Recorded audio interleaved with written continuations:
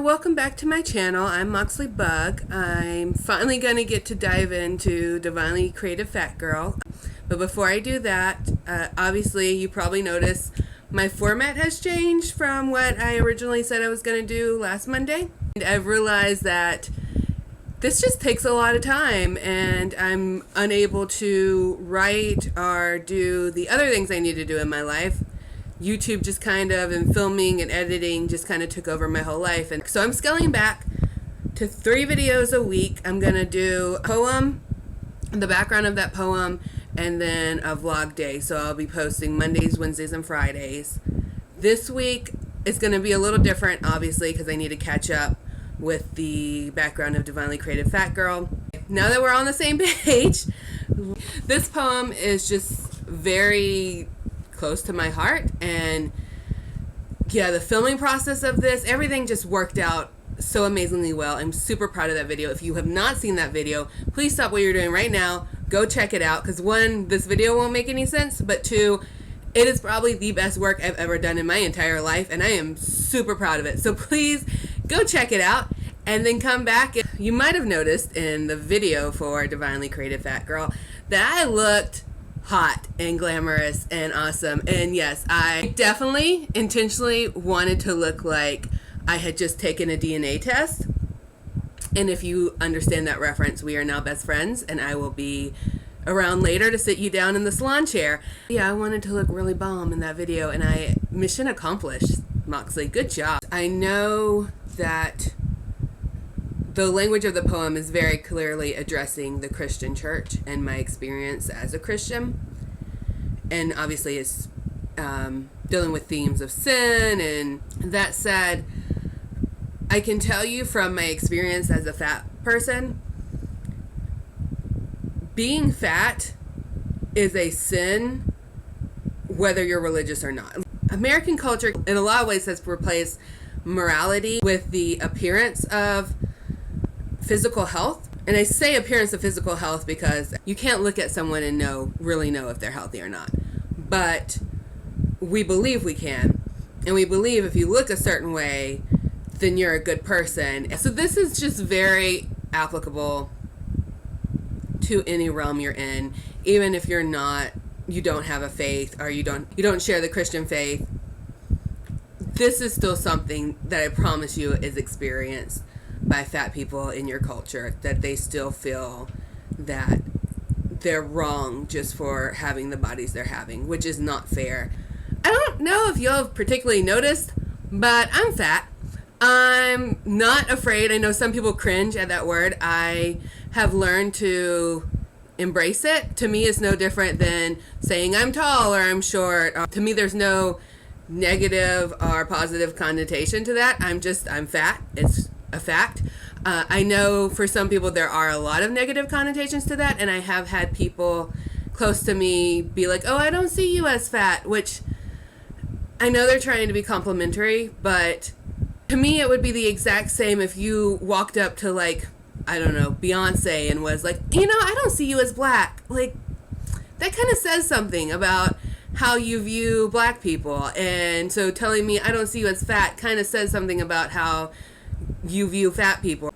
I understand, because I've lived in this body my entire life, that even if the people close to me don't quote unquote see me as fat, the general world does. When I walk out my door, people see me and they see me as fat.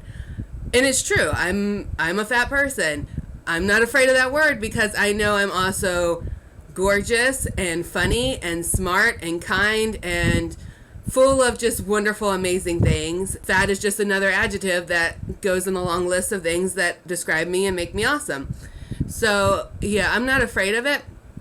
And I really just want to challenge the perception of the word fat. I would rather people call me fat and understand there's no negative connotation to that. It's just a descriptor of my size, than people be afraid to call me fat because they think that's a bad word or not nice word. That's just garbage. I'm not gonna cuss. I know the poem was full of profanity because I was really in my emotions when I wrote that, but I'm gonna try to be just general public friendly with these videos as much as I can. So I'm not gonna say the same words that are in the poem, though they could apply to this conversation.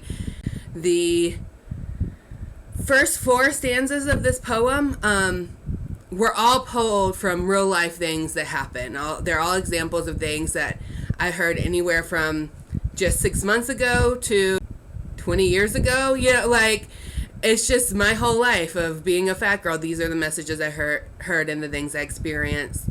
I talk about this idea that we are all fearfully and wonderfully made, which is a very favored Christian statement, especially it's taken from Psalm, I think 139. I feel almost 100% confident in Psalm 139 because it's repeated so often, and it's the psalm and part of the Bible that's always looked at as a reminder of how much God loves you and how tenderly he looks after you and how deeply you're known, because it's talking about literally from the very creation of you as a person, God kind of knitting you together and just being very loving and adoring over you. And it just shows your value and your worth and how much God loves you. And it's a really beautiful poem. But for much of my experience growing up in Christian churches, most of them, and especially all the ones I had growing up, really, there was always an asterisk to that phrase, fearfully and wonderfully made, that again excluded fat people, because you're fearfully and wonderfully made, but you still had the ability to ruin what God created. Like, if you are fat or you're outside of the norm or what you're supposed to be, that means you messed up God's fearful and wonderful creation, which is just an added bit of shame to that statement. The worst part of all of it is that for a significant chunk of my life, I believed it. I took on the shame, and that both my church and just general culture told me was true, that I was less worthy of love and less worthy of acceptance and just less worthy in general, and that I would never be worthy until I lost weight. And I believed in the myth of the thin girl within. Really, the big shift happened when I was in college. One of my classmates, just a little bit before class, and so she was talking to some other classmates, and her boyfriend had just proposed to her and she had the ring. And immediate reaction in my head was, well, of course someone wants to marry her, she's thin. And thankfully, my immediate reaction to that thought was, what? That's garbage. How ridiculous. I fell into the whole body positive movement, and I watched some really great TED Talks and just really encouragement, and really started to see that fat people didn't have to be limited to just fat, and that fat people were worthy of love and belonging just as they were. Yeah, there were no conditions to love or worth, that they have value in their own right. With the rest of my poem, I just broke down the arguments for claiming that fat bodies are sinful. I'm breaking down the logic and that I heard Christians say why it's sinful. But there's also the cultural side of it. And again, it's the fact that you can't just look at somebody and know their health. For one, physical health is not the only kind of healthy there is. Mental health and emotional health and spiritual health is super important, and they all play into each other. Even when you're talking about physical health, there are plenty of thin people, or average sized people smaller than me, who don't exercise and don't eat well and treat their body so much worse than I do. But it's just accepted that they're healthier than me because they're thinner than me, which again is just garbage. And I know I go into that phrase skinny fat, which I absolutely hate the phrase skinny fat, because it's just perpetuating the idea that all fat people are unhealthy. And even while it's saying, oh, I'm thin, but I'm unhealthy. But instead of just saying unhealthy, which is what you mean, they say fat, which is not what you mean. It's just perpetuating the lie. Getting into the last stanza, I will say that was really powerful for me. I went through that poem on recording it at least 9 times that night, and I had actually recorded a little bit the Saturday before. So I ran through that poem several times, saying it out loud, and there was something about saying that last stanza out loud over and over again that really impacted me, and really, that stanza was me reclaiming my own body and reclaiming my worth, and that I am fearfully and wonderfully made, and that God does adore me, and he really does, you guys. Like, I'm his favorite. Y'all don't even know. Watching that video back, I felt so full in my like warrior princess mode. My heart with this poem was to encourage all people to just love yourselves, guys. Like, because I'll tell you, watching that video back, every time I watch it, I fall more in love with the woman in that video. Like, she is everything I've ever wanted to be.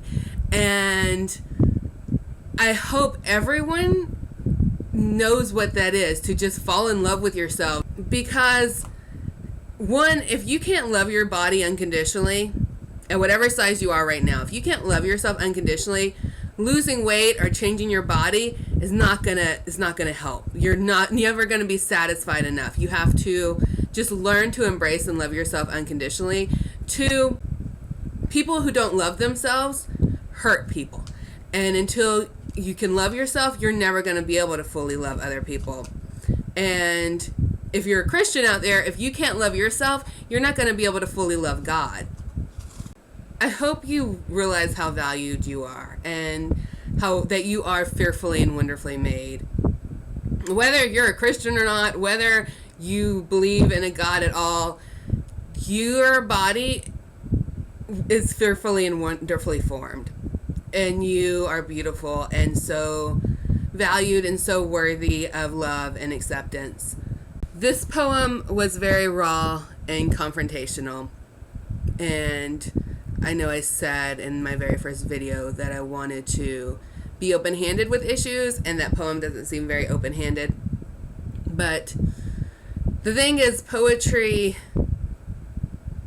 it has to be a raw emotion, or it's not going to be good poetry. So I was just letting myself feel my feels.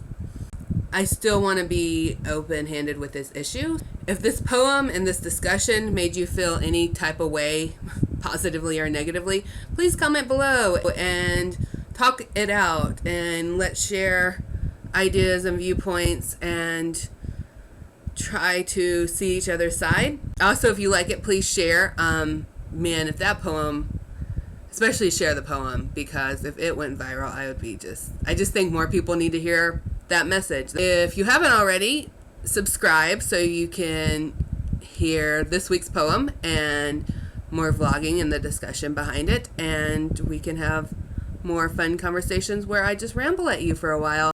Just so you know, even if you don't agree with me, I still think you're really great.